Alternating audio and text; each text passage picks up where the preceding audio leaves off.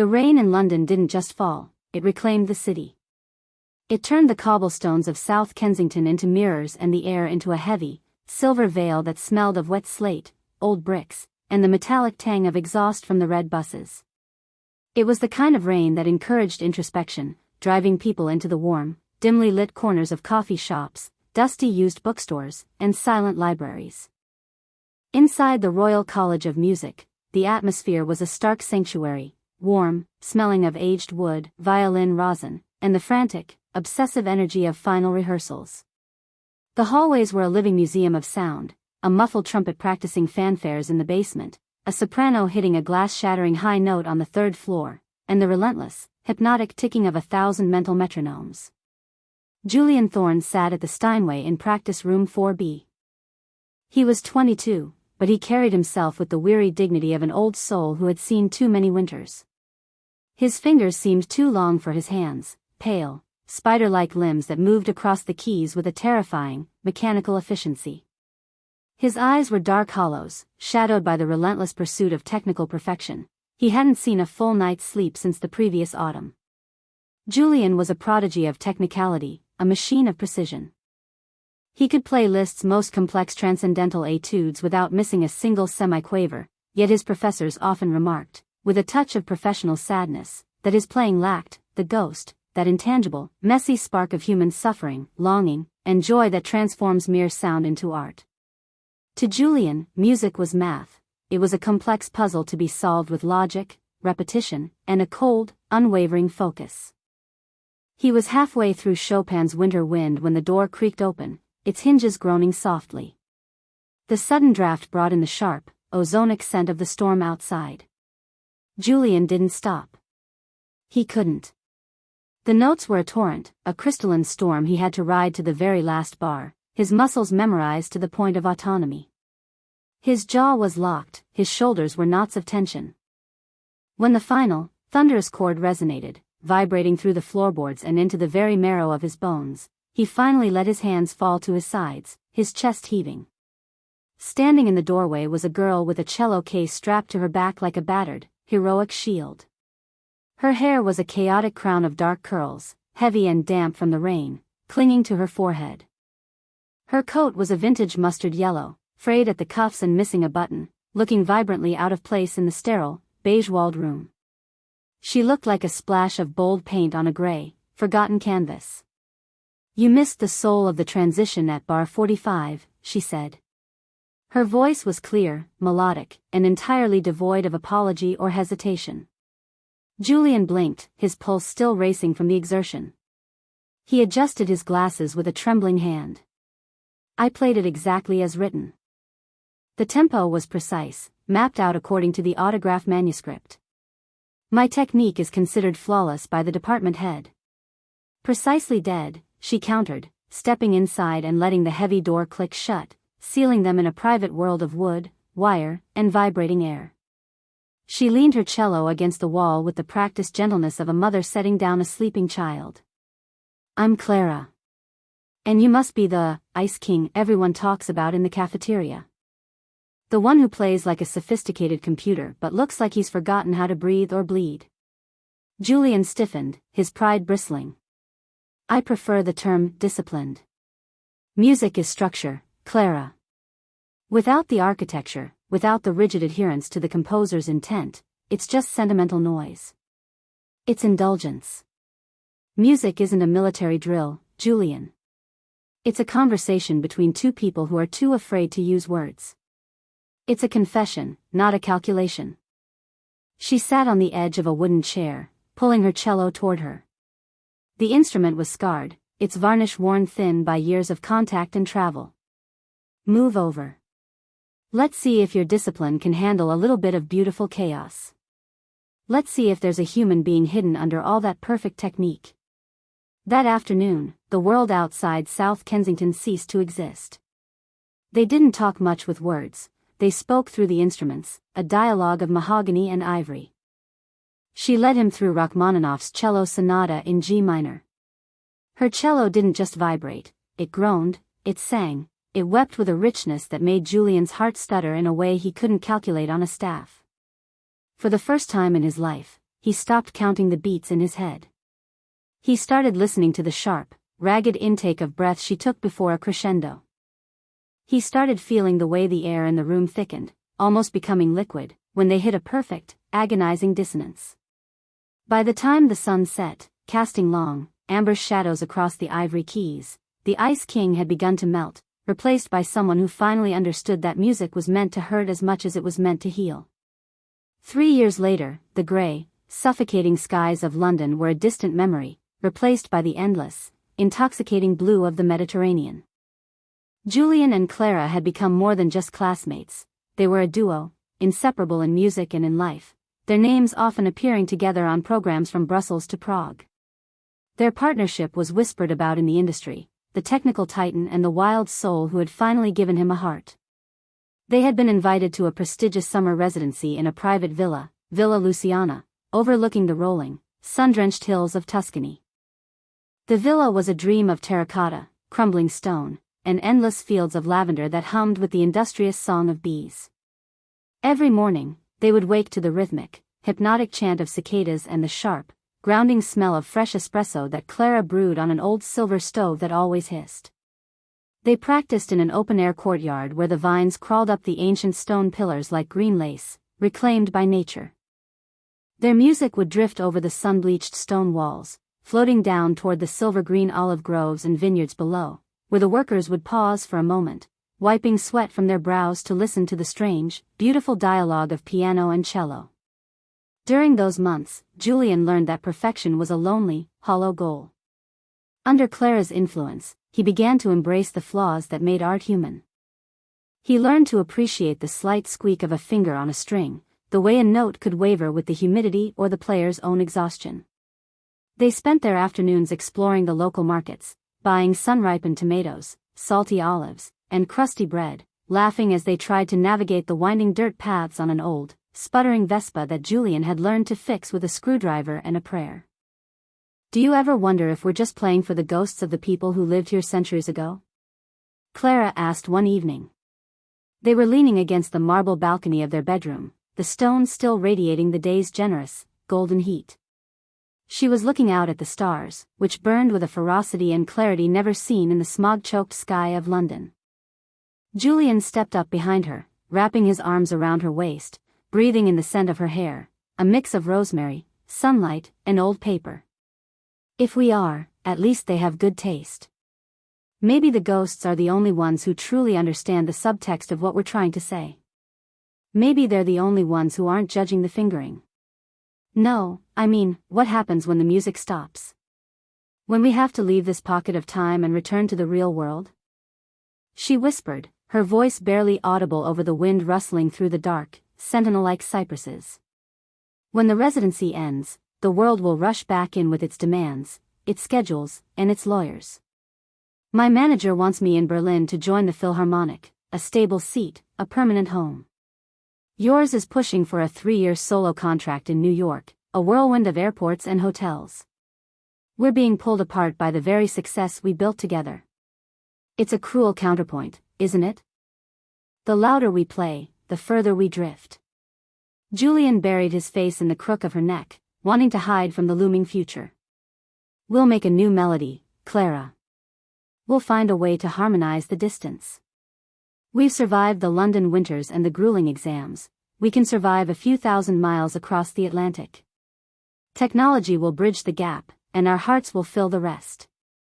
But the air felt heavy that night, saturated with a premonition of loss. The beauty of Italy felt like a fragile glass ornament, exquisite but destined to shatter under the slightest pressure of reality. They spent that night in a feverish desperation, their love a frantic symphony of touch and whispered promises. Julian realized then that he didn't care about Carnegie Hall or the hollow, echoing applause of thousands.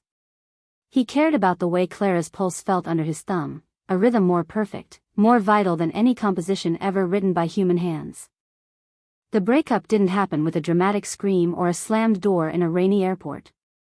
It happened with the slow, agonizing erosion of silence, the way a beach is claimed by the tide. It began with the little things. A text message left unanswered for 6 hours, then 12, then a day. It was a series of missed Skype calls where the connection lagged until their faces became blurred pixels, frozen in expressions of frustration and yearning. It was time zones that refused to align, leaving them both exhausted and resentful, waking up in the dark to talk to someone who was already halfway through a busy, distracting day. It was the crushing, ego-driven weight of solo ambition that demanded they put their careers before their hearts. In New York, Julian found the fame he had been groomed for since childhood. He was marketed as the maestro of the modern era. He played for presidents in the White House and queens in Europe. He lived in a glass penthouse that looked out over the glowing, electric grid of Manhattan, a king in a tower of light and steel. But the apartment was silent. There was no one to argue with about the tempo of a Brahms sonata or to share a late-night, greasy pizza with on the floor. Every time he looked at the empty space on the stage where a cellist should be, his hands felt like lead. He became the machine again, perfect, cold, and hollow. The ghost he had found in London had vanished, leaving only a haunting, mocking echo in his mind. He was the most successful pianist of his generation, and he was profoundly, utterly miserable. He tried to date others, socialites, other musicians, but it was like trying to play a piano with missing keys. The resonance wasn't there. He would sit in high-end restaurants, listening to brilliant women talk about art and politics, and all he could think about was the way Clara looked in her mustard-yellow coat, wet from the rain and smelling of the storm. In Berlin, Clara struggled in a different way. She was too emotional, too unpredictable for the rigid, traditional structures of the German orchestras. They wanted a technician who could blend into the section. She gave them a storm that demanded to be heard. They called her difficult and unprofessional. Eventually, she left the classical world behind entirely. She started playing in small, smoke-filled jazz clubs in Kreuzberg, her cello electrified and distorted, screaming with a raw, jagged pain that made audiences stop their drinking and weep into their glasses. She lived in a cramped apartment that smelled of clove cigarettes, cheap red wine, and damp laundry. Her heart was a hollowed-out instrument that only knew how to play minor keys. She dyed her hair a defiant shade of blue-black and tried to forget the man who had promised to harmonize the distance but had instead chosen the applause of strangers. They didn't speak for 5 long years. Julian saw her face on a tattered poster once while on tour in Europe. She was playing a solo gig at a dive bar. She looked older, her eyes harder, the mustard-yellow coat replaced by a sharp black leather jacket. He reached out to touch the paper, his fingers tracing the familiar curve of her jaw, but a publicist pulled him away for a TV interview, and the moment was swept away by the tide of his own suffocating schedule. He sat through the interview, smiling for the cameras, while his soul screamed for a conversation that didn't involve marketing. He wrote letters he never had the courage to mail. He kept them in a shoebox under his bed, a collection of unvoiced grief. Dear Clara, the piano feels like a cage without your counterpoint. I've forgotten how to find the soul of the transition. The reviews say I'm a genius, but I feel like an imposter. Dear Clara, I played our Rachmaninoff in Paris today. I had to stop halfway through because I realized I was breathing in your rhythm, but you weren't there to take the next breath. The audience thought it was a dramatic pause. I thought I was dying. I think I've been dying for 5 years. The 5 years of silence were not empty, they were filled with the noise of other people, other cities, and the persistent, low-frequency hum of regret that never quite went away.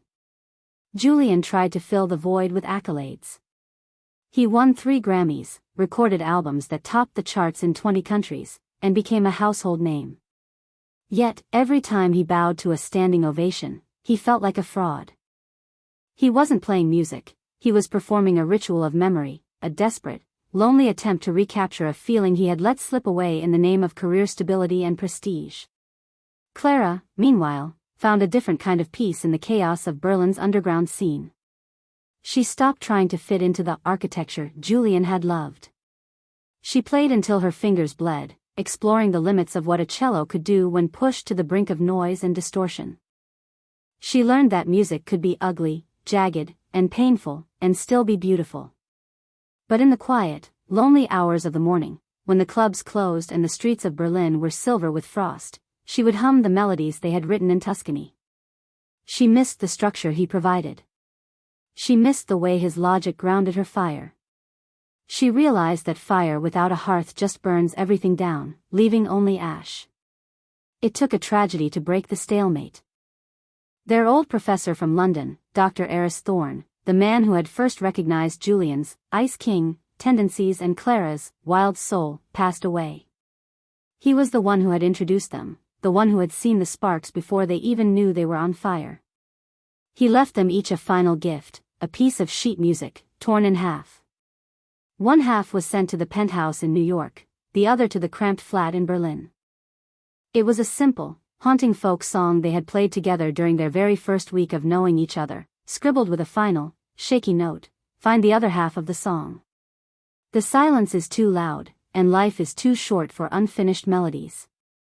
It was a Tuesday in London, a day of relentless, grey drizzle that felt like a deliberate, cinematic rhyme to the day they first met.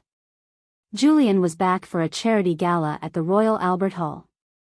He was 30 now, world-famous, wealthy, and profoundly, dangerously lonely. The applause of the elite felt like static in his ears, a white noise that meant nothing to his heart. After the performance, he ditched the black tie after-party, ignoring the frantic calls from his agent. He escaped his handlers through a side exit into the damp, welcoming night. He began to walk, his feet instinctively leading him toward South Kensington, the geography of his youth etched into his bones like a map. He found himself standing outside the Royal College of Music, the old red bricks glowing under the amber street lamps like embers of a dying fire. From an open window on the second floor, a sound drifted down through the damp air, cutting through the low roar of the city traffic. A cello. It wasn't a classical piece. It wasn't the distorted jazz of Berlin. It was a jagged, beautiful, improvised melody that sounded like a heartbeat skipping, fearful, hopeful, and ancient. Julian didn't think, he ran.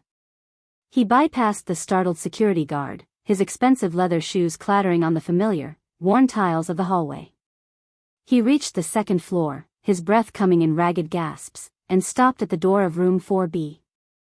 The door was ajar, just as it had been a lifetime ago. There she was. She wasn't wearing the yellow coat, but her dark curls were just as chaotic, now streaked with a few strands of silver that caught the dim light. She stopped playing the moment his shadow hit the floor. The silence that followed was louder than any orchestral climax he had ever conducted. "You're late," she said. Her voice trembled just a fraction, a small, human crack in the armor she had built in the clubs of Berlin. "I got lost in the tempo," Julian replied, his voice thick with 5 years of unspoken words, unmailed letters, and wasted nights. Clara stood up slowly, her cello still clutched in her hand like a weapon she wasn't sure she wanted to drop. "I heard your concert in New York last year on the radio. You were perfect, Julian. Technically flawless. Every note was in its right place, exactly where the sheet music said it should be. And it was the most boring, soul-crushing thing I've ever heard. It sounded like you had given up on living and had settled for being an object of admiration." Julian laughed, a raw, broken sound that came from deep in his chest. "I know. I've been waiting for 5 years for someone to tell me I missed the soul of the transition. I've been playing for ghosts, Clara, but the ghosts didn't have your voice. They didn't have your fire. I built a monument to our love, but I forgot how to live in it." He walked toward her, and for a moment, the years of silence collapsed like a house of cards. The distance between New York and Berlin, the ego, the resentment, the fame, the awards, it all evaporated in the humid, wood-scented air of the small room. He didn't kiss her immediately. Instead, he sat at the piano, the same Steinway, its keys slightly yellowed now, smelling of old polish, and played a single, soft C major chord. It was an invitation, a prayer, a confession. She sat down, her movements graceful and weary, tuned her A string with a practiced, decisive twist, and joined him. They didn't play for an audience. They played for the ghosts of the students they used to be, for the lovers who had lost their way in the pursuit of greatness, and for the adults who were finally brave enough to be imperfect. The music was messy. It was loud. It was filled with the ghost. As the final note faded into the London night, Julian reached across the piano and took her hand. His long fingers laced through hers, sealing a pact that didn't need a contract or a manager. "Don't go back to Berlin," he whispered. "I'm not," she said, leaning her forehead against his shoulder. "The song isn't finished yet. I think we have at least another 50 years of movements to write. And this time, we're not playing solo. We're not playing for the critics or the awards. We're playing for us." The years following their reunion weren't a fairy tale. They were a complex, demanding composition that required constant effort, tuning, and re-evaluation. They had to relearn each other's rhythms, which had changed and hardened in the fire of their time apart. Julian had to learn how to live without the constant, addictive validation of a world tour and the sterile luxury of glass penthouses. Clara had to learn to trust that he wouldn't disappear when the first discord or argument arose, or when the world tempted him back to the spotlight. They moved into a small, lopsided house in the English countryside, far from the frantic, soul-eating pace of the major cities. The house was a living instrument, filled with the tools of their trade, metronomes that were now used as bookends, stacks of yellowed sheet music from every corner of the world, and the constant, comforting scent of tea, cedarwood, and the damp earth of their overgrown garden. They began to perform as the Thorn Vance duo. They weren't famous for their perfection anymore, but for their vulnerability. They became a symbol of what it means to fall and get back up. Audiences didn't come to see a machine or a prodigy. They came to see two people who loved each other through every note, through every mistake, and through every gray hair. They played in smaller venues, old stone churches with perfect natural reverb, community halls, and small theaters where they could see the faces of the people they were playing for. They were no longer the Ice King and the Wild Soul. They were simply Julian and Clara, two souls trying to find the harmony in the chaos of existence. In their teaching, they were legendary.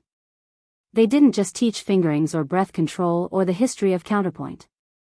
They taught their students that music was a mirror of the soul, a way to process the things that were too big for words.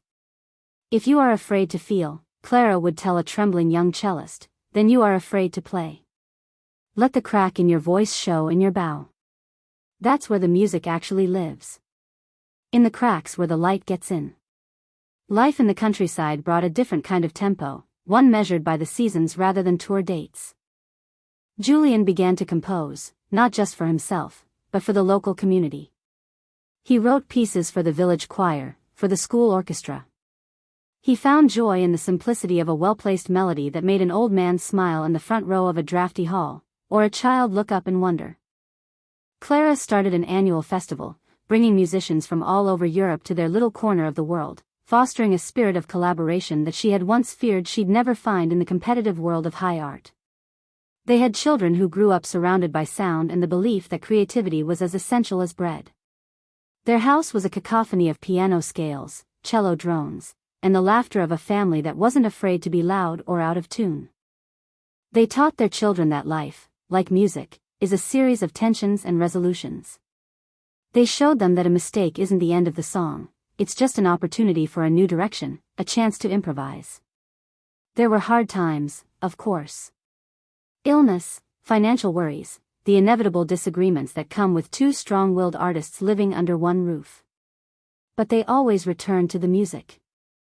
Whenever words failed them, they would retreat to their studio, sit at their respective instruments, and play until the anger faded into understanding.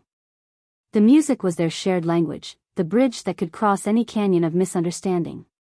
Decades later, people still spoke of the final performance of the duo. They were in their 80s, their hands knotted with age and wisdom, but their spirits as vibrant and defiant as the day they met in room 4B. They didn't need the bright lights of New York anymore. The light they had built together in their small home was enough to illuminate their world. They lived in a house where the walls were a living history of their journey, photos from Tuscany where they looked impossibly young and hopeful, posters from their separate, lonely tours that served as reminders of what they had lost and found, and a framed, tattered mustard yellow coat that hung in the hallway like a holy relic of the moment their lives collided and changed forever. Julian often thought about the physics of their life together. Sound is just a vibration of air, a temporary disturbance in the atmosphere that eventually fades into nothingness. But love? Love was a vibration of the spirit that left a permanent mark on the world, a resonance that continued even after the sound stopped. He remembered the nights they had stayed up late, not practicing, but just talking about that third voice, that invisible, divine presence that was born whenever two people played together in perfect, selfless sync. As Julian sat on the porch of their cottage in his twilight years, wrapped in a thick wool blanket against the evening chill, he watched Clara in the garden. She was teaching their granddaughter how to hold a cello bow, her patient, wrinkled hands guiding the child's small, smooth fingers with a tenderness that brought tears to his eyes. He realized that the music hadn't just been their career, it had been their salvation, their anchor in a world that was often too loud, too fast, and too indifferent. Every sharp and every flat, every long silence and every crashing discord had been a necessary, beautiful part of the harmony they had spent a lifetime building. The Ice King was long gone, buried under decades of laughter, shared meals, and the warmth of a life well lived. He was replaced by a man who was warm, soft, and entirely, beautifully human. And it was all because a girl had walked into a practice room, wet from the rain, and challenged him to handle a little bit of chaos and find the soul in the silence. "Are you thinking about bar 45 again, Julian?" Clara asked, looking up from the garden, her eyes still sparkling with that same defiant, beautiful fire that had melted his heart 60 years ago. Julian smiled, reaching out to catch her hand as she walked toward him, her presence still the only melody he ever truly needed to hear. "Always, my love. It's the most important part of the song. It's the part where everything finally makes sense, and the transition leads us home." The symphony continued, note by beautiful note, echoing into the infinite, golden quiet of the evening, a story written in sound, a vibration that would never truly end as long as someone was brave enough to listen for the ghost and embrace the messy, glorious music of being alive. To understand their story is to understand that a masterpiece is never truly finished, it is only lived. Julian and Clara understood that the greatest music isn't found in the moments of ease or the perfect execution of a technical scale, but in the brave, persistent resolution of conflict.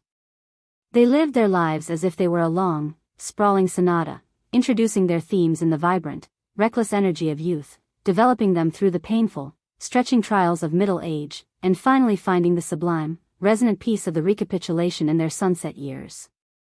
Their love was the greatest composition of all, a melody that proved that even the coldest, most mechanical heart can be taught to sing, if only someone is brave enough to listen for the ghost in the machine and dance with the chaos. They taught us that while life may be filled with discord and silence, it is the harmony we choose to build in the aftermath that defines who we are and what we leave behind. The song ends, but the echo remains forever, vibrating in the hearts of those who believe that love is the ultimate symphony. Subscribe, like, and tell people about this love.